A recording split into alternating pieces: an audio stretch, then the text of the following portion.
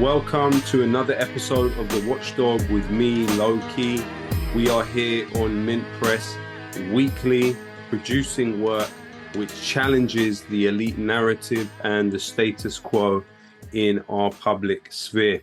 For that reason, we really hope that you can support us in whatever way you can. If you are able to like, share, and subscribe on this video, we would appreciate that. But also, please do support us on Patreon. We really do appreciate the support that we receive there. So we hope that you can contribute and allow us to continue doing this important journalism as a form of public service.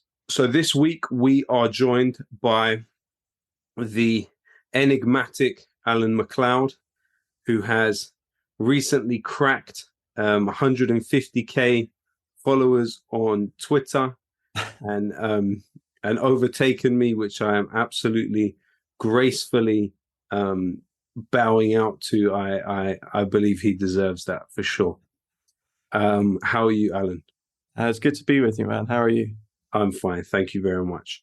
So we're here to speak about some of your recent stories. One of them was co-written with me. You have delved into some really interesting crevices of the infrastructures of power within our society. And I guess the first one to ask you about would be this story that we worked on together, Oracle and Larry Ellison. What could you tell us firstly about Oracle? What is it? Yeah, it's one of the biggest names in tech.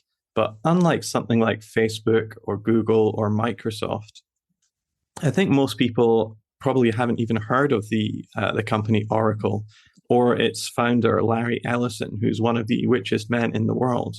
But it's actually one of the most important organizations that underpins today's modern high-tech economy. Oracle is named after Project Oracle, which was a CIA project that Larry Ellison worked on in the 1970s. The CIA was actually Oracle's first customer. What it does is it basically builds databases and cloud computing services and the physical hardware that actually keeps the internet afloat. So when you hear people say, oh, your data is stored in such and such cloud or whatever, it basically means it's in an Oracle facility somewhere in California or Utah or Israel or many other places around the world. And that is really what Oracle is all about. And really, ever since its beginning, and even before its beginning in the 1970s, it has been fundamentally intertwined with the US national security state. It grew from a very small fledgling company into a multi-billion-dollar behemoth that it is today.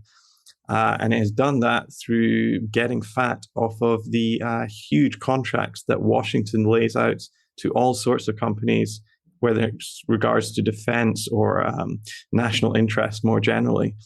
So, for instance, in 2020, Oracle signed a deal with the CIA, which was reportedly worth tens of billions of dollars, to provide the agency with a massive cloud computing network. When you actually look at Oracle's board, they also have many connections to that particular agency as well.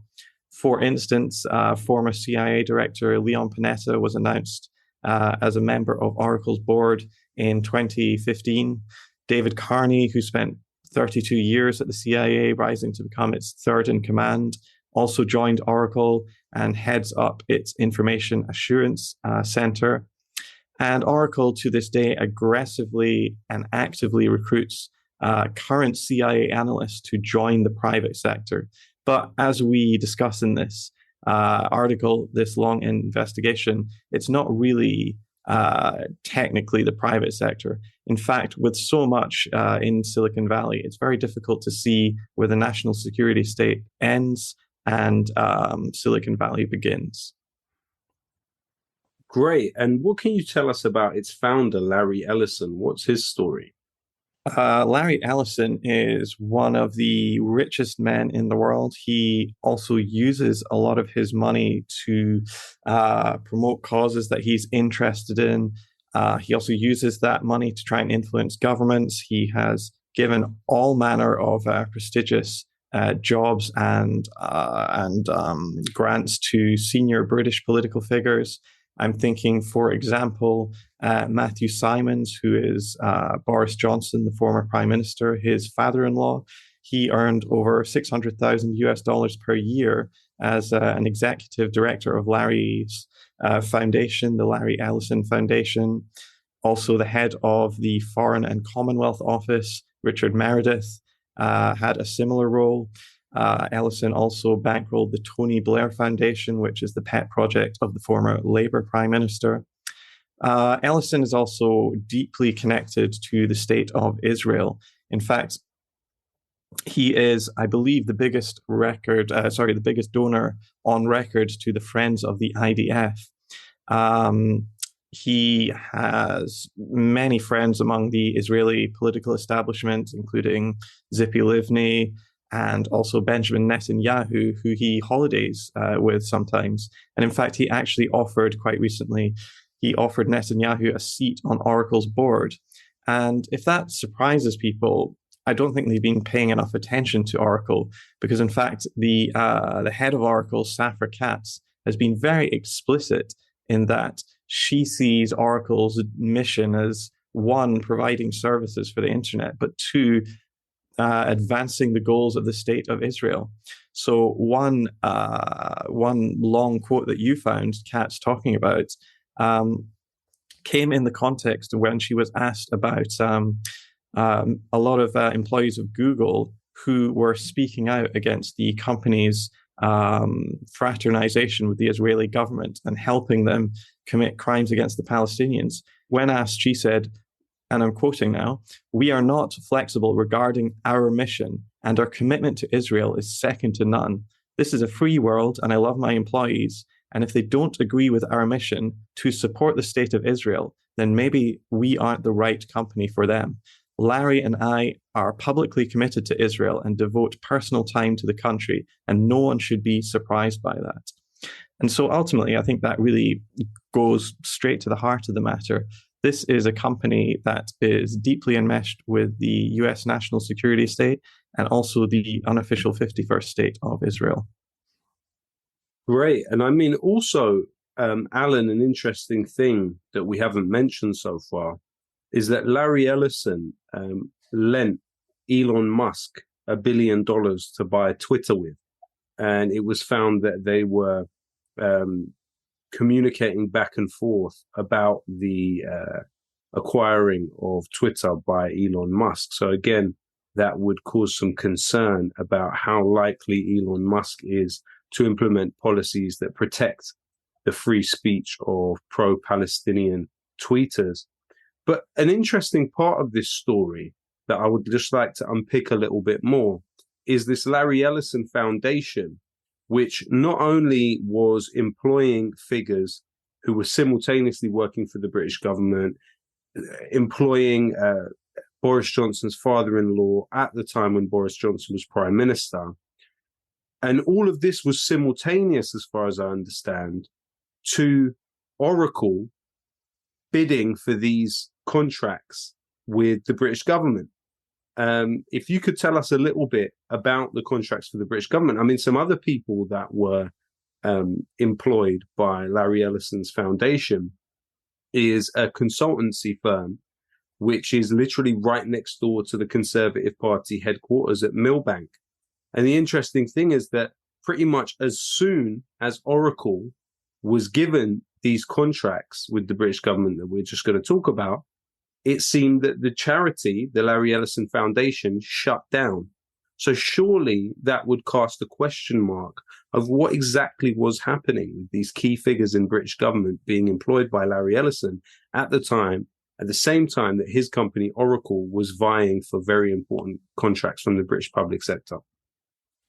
Yeah, I mean, it does suggest a real dark corruption at the heart of British politics. And people have got to speak for themselves about this. So in 2020, Oracle won a gigantic contract with the UK's Ministry of Defence to provide it with all sorts of things: cloud infrastructure, digital assistance, data visualization software, all sorts of development tools as well.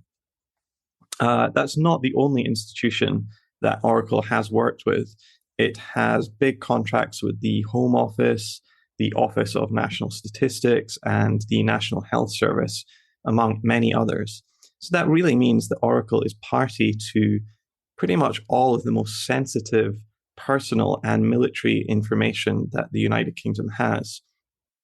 And as you said, for years before signing these agreements, Ellison had been trying to ingratiate himself with the elite of the United Kingdom, both in the Labour Party and the Conservative Party. And as you said, almost as soon as he got these giant contracts, his foundation mysteriously closed down, which I believe was actually a surprise even to many of the people who worked for it. And so again, yeah, we do have to ask questions about what's going on here.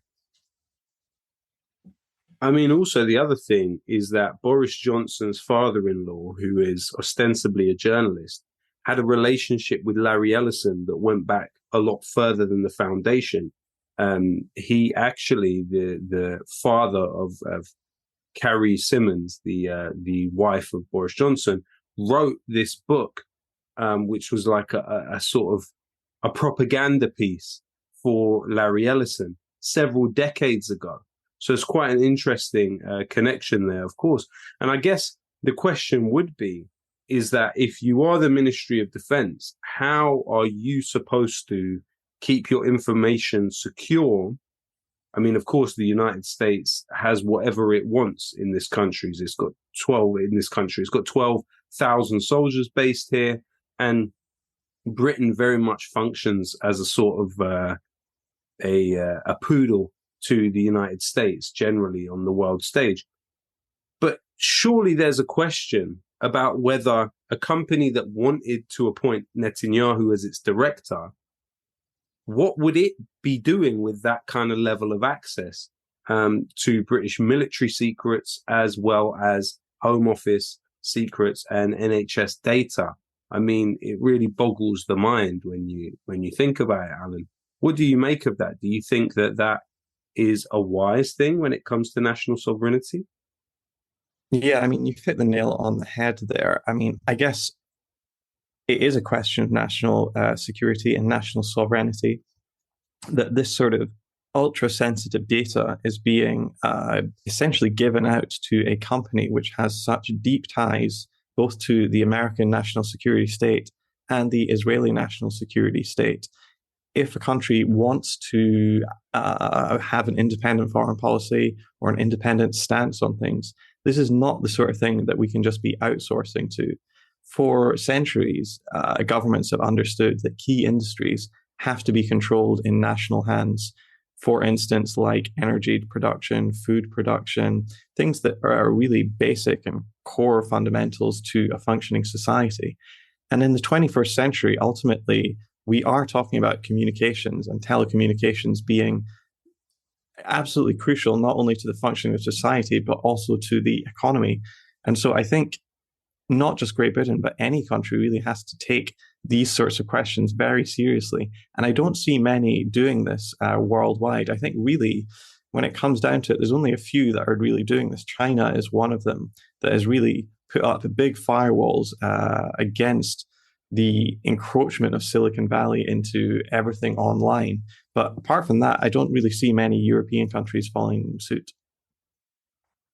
In a way, I guess it's a problem of neoliberalism where all of the government functions generally are being outsourced to private companies. And as you mentioned before, there's an impetus for people within the public institutions to actually go on and work for private companies, procuring contracts from their former employee because they end up getting paid more. And then when it is a case of outsourcing, if you're outsourcing things like data management, which is the cloud infrastructure stuff, to a private company, then it opens up all types of questions about what that private company might do with your data.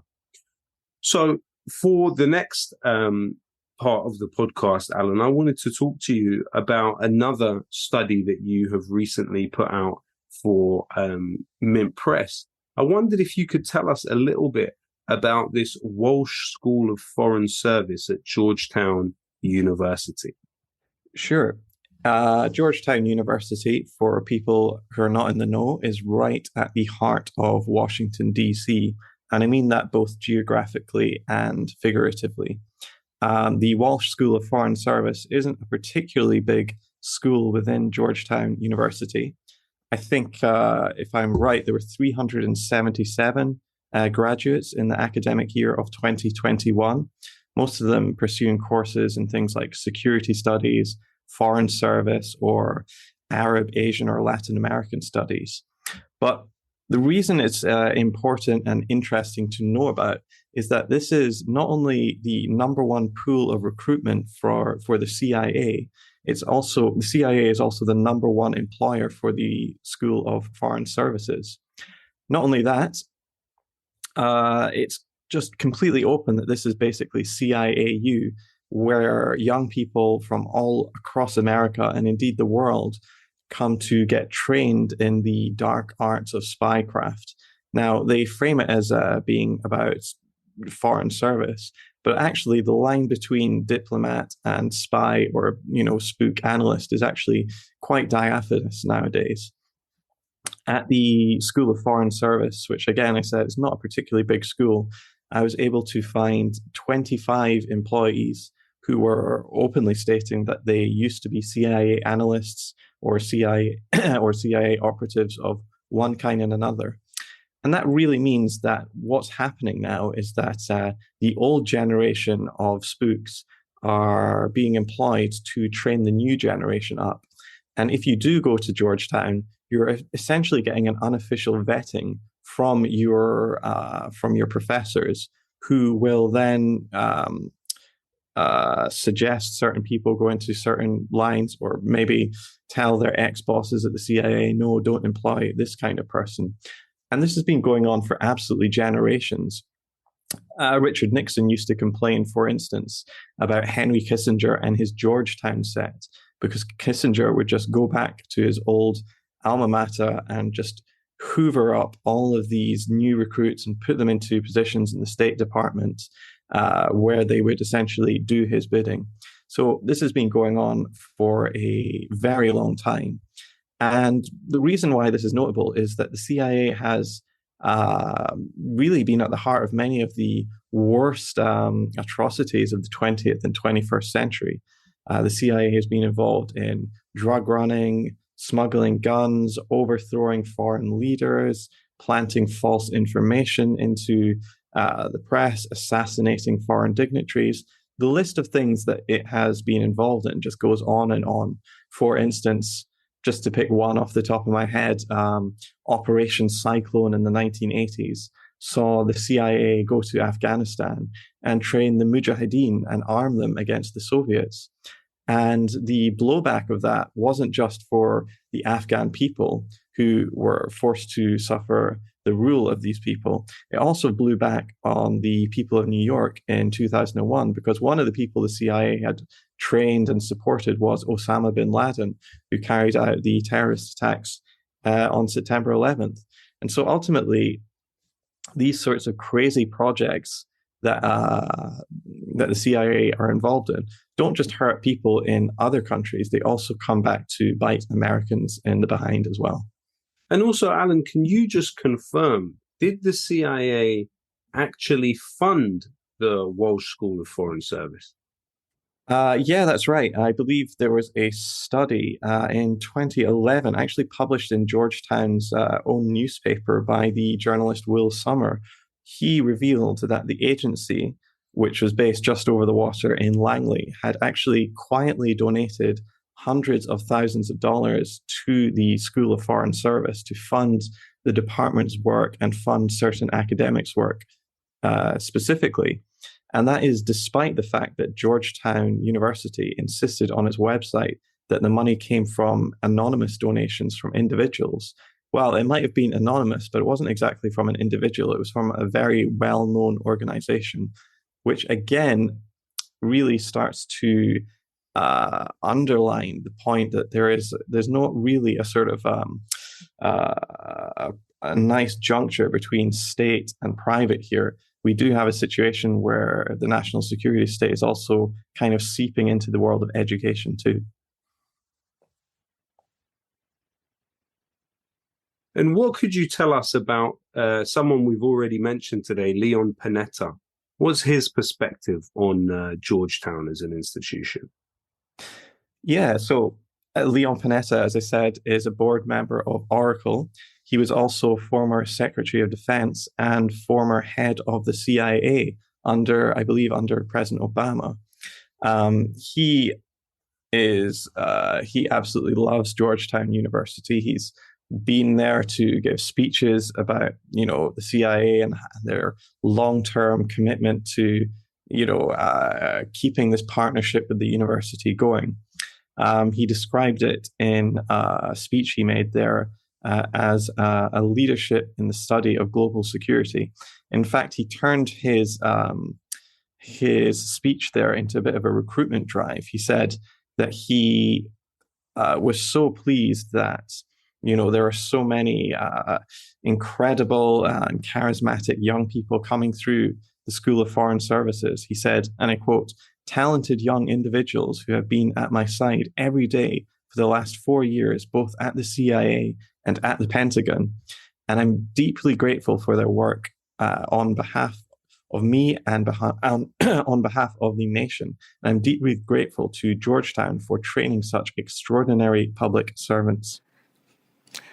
Talented young individuals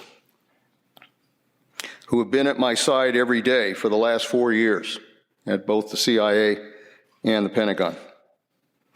And I am deeply grateful for their work on behalf of me and on behalf of the nation. And I'm deeply grateful to Georgetown for training such extraordinary public servants.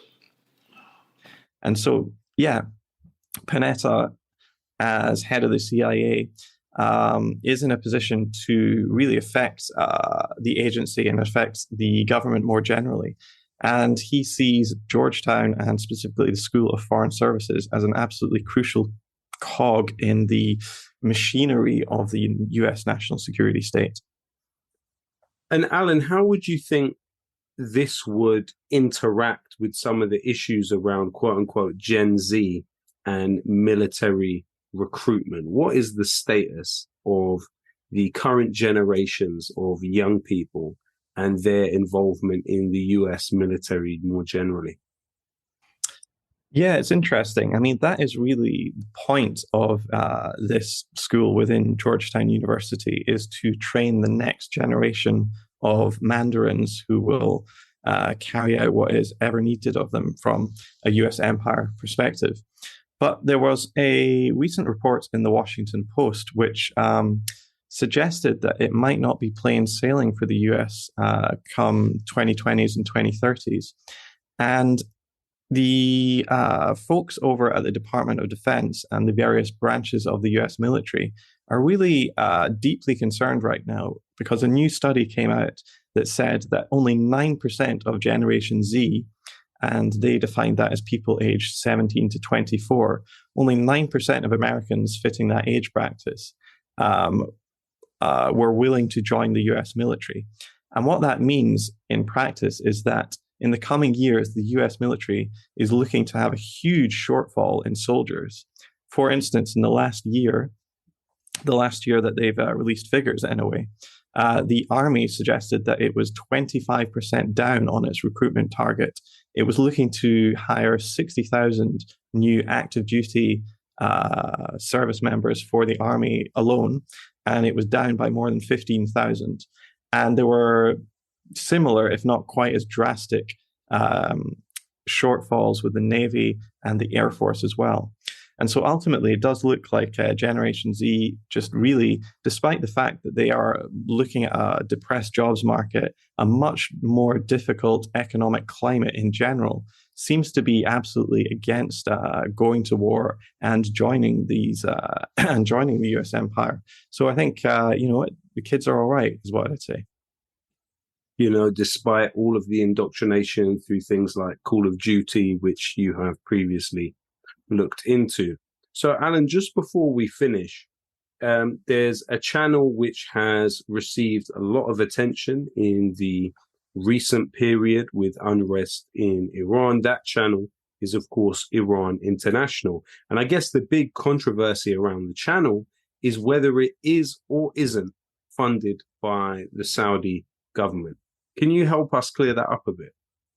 Well, if you're Iranian or if you're interested in Iranian politics or issues more generally, you must have seen Iran International.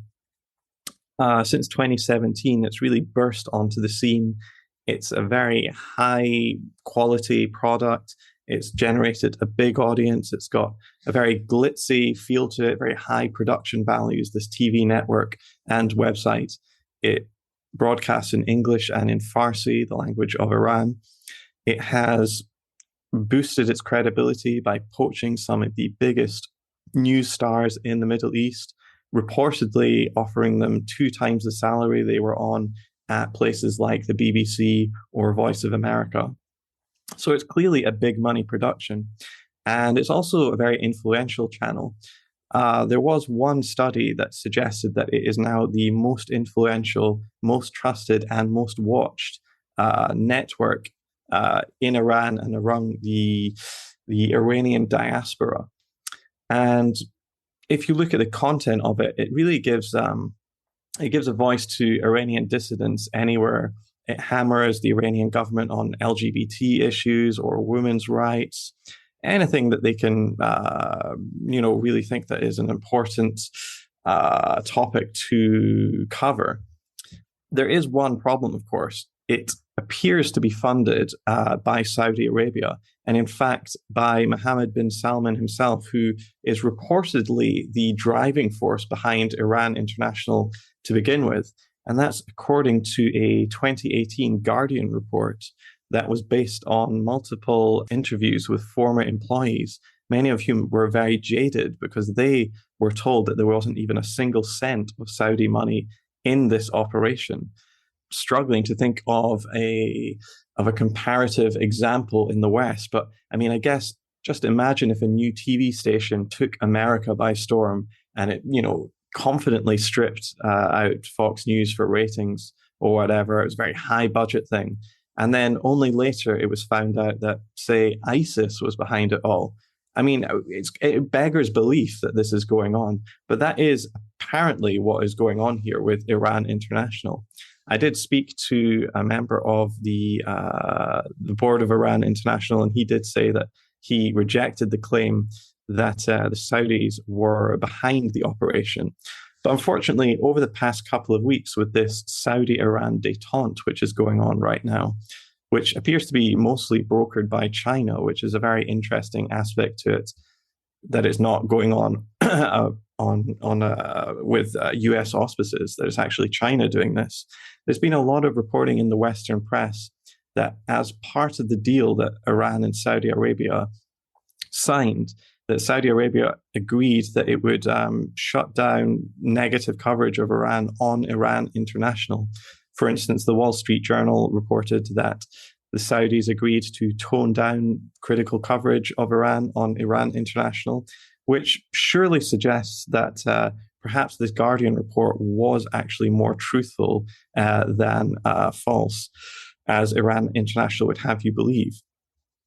Now, one of the reasons why this is important is that Iran International played a really crucial role in the 2022 protests that rocked that country from September onwards. You may remember a 22-year-old woman, Mahsa Amini, died in police custody, and her death, her suspicious death, really ignited nationwide protests. And one of the reasons they were really ignited is that channels like Iran International constantly told their viewers that Amini was murdered, that she didn't die in police custody. In fact, they would use terms like murder constantly, even in headlines. And even when certain information came out that suggested that that actually wasn't the correct framing at all. And so Iran International's coverage really helped spark a nationwide rebellion going on over there, which suggests that maybe their intentions might not have been completely above board, and maybe this is some sort of operation to try and destabilize the Iranian government. It's also given a platform to a lot of quite controversial figures and groups. For instance, the MEK, which is an armed paramilitary group and political group that until quite recently was on the terrorist list of the United States and the EU. It also, just a few weeks ago, had a great interview with Benjamin Netanyahu, where it really presented the Israeli prime minister as some sort of savior of the people of Iran. They were throwing him all sorts of super softball questions like, do you have many Farsi or Iranian friends, and what's your favorite Iranian meal, etc. And they were presenting them as like the voice of liberation across the Middle East. So I was left really scratching my head thinking, who is this channel for? Because I'm not really sure if it's really got its act together in terms of who it really represents. And that's one of the many, many questions that we have to ask ourselves with this big network that's come along, whose source of funding remains quite murky, to say the least.